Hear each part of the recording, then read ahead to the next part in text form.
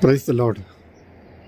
भोजन पेट के लिए है और पेट भोजन के लिए, दोनों का प्रभु अंत कर देगा। लेकिन शरीर व्यभिचार के लिए नहीं, प्रभु के लिए है। शरीर में प्रभु की महिमा कीजिए।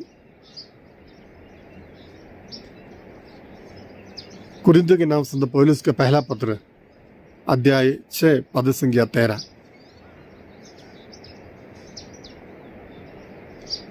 संत पौलुस ये कहना चाहता है,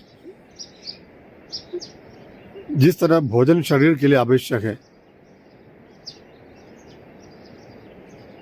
शरीर को भोजन की आवश्यकता है। भोजन पेट के लिए है और पेट भोजन के लिए है। ये दोनों नश्वर, ये दोनों का अंत हो जाएगा।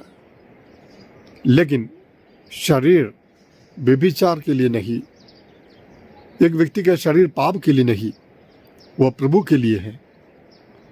क्योंकि उस शरीर को प्रभु अंतिम दिन में महिमान्वित करेगा। इसलिए अपने शरीर में प्रभु की महिमा करना हमारा कर्तव्य है।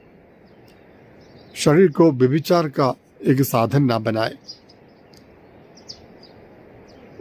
शारीरिक सुख पाने की आशा में अनेक लोगों ने अपने शरीर को नष्ट कर दिया है। इसलिए संत पौलुस आगे कहता है 19वां वचन में, तुम्हारे शरीर पवित्र आत्मा का मंदिर है और प्रभु का आत्मा तुझ में निवास करता है, जो तुम्हें ईश्वर से प्राप्त हुआ है। और तुम्हें अपने शरीर पर कोई अधिकार नहीं, क्योंकि तुम लोग कीमत पर खरीदे गए हैं। हमेशा एक विश्वासी के मन में विचार होना चाहिए, मेरा शरीर पर, मेरा जीवन पर मेरा कोई अधिकार नहीं, बल्कि परमेश्वर का अधिकार है। क्योंकि पिता परमेश्वर ने अपने पुत्र का मोल देकर मुझे खरीद लिया है। तो मुझे मेरे शरीर पर, मेरे जीवन पर अभी प्रभु का अधिकार है, किसी मनुष्य का अधिकार नहीं। तो इसलिए हमेशा प्रभु के अधिकार के नीचे अपने आप को देखना है। जो लोग जीवन समाप्त कर देता है, खुदकुशी करने का विचार करता है, बहुत बड़ा घोर पाप अपराध करता है, क्योंकि आपके जीवन पर आपका कोई अधिकार नहीं है। ये परमेश्वर के वरदान है। इन दिनों में प्रायश्चित के कार्य करते हैं, पश्चाताप करते हैं, पापों से अपने आप को दूर रखने का प्रयास करते हैं। इन दिनों में हम प्रायश्चित के मार्ग पर चलते हुए अपने आप को पवित्र करने का प्रयास में जुटे हुए हैं। पापों पर रहते हुए अपने जीवन की बुराइयों को समाप्त करने के लिए हम प्रभु से दया मांगते के बाद मांगते हैं, उपवास के द्वारा, प्रार्थना द्वारा। हमें जरूरी है कि हम अपने शरीर की पवित्रीकरण के लिए भी प्रयास करें, कोशिश करें। व्यभिचार का जो बुरा आत्मा है, व्यभिचार का दुष्ट आत्मा को हमारे जीवन में कभी भी मौका ना दे।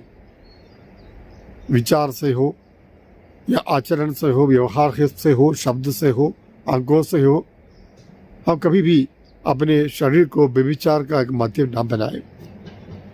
प्रभु की आत्मा को दुखी न बनाए। ये प्रभु का मंदिर है, परमेश्वर का मंदिर है। इस मंदिर की पवित्रता को बनाए रखने में हमारी भलाई है।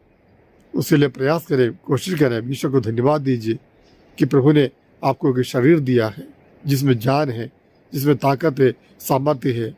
अगर ताकत कम है, कमजोरी है, बीमारी है, तो भी आप प्रभु को महिमा दीजिए, प्रभु को धन्यवाद दीजिए। प्रभु आपका ख्याल रखता है, आपकी देखभाल करता है, वो आपके जीवन में महान कार्य करेगा। आमीन।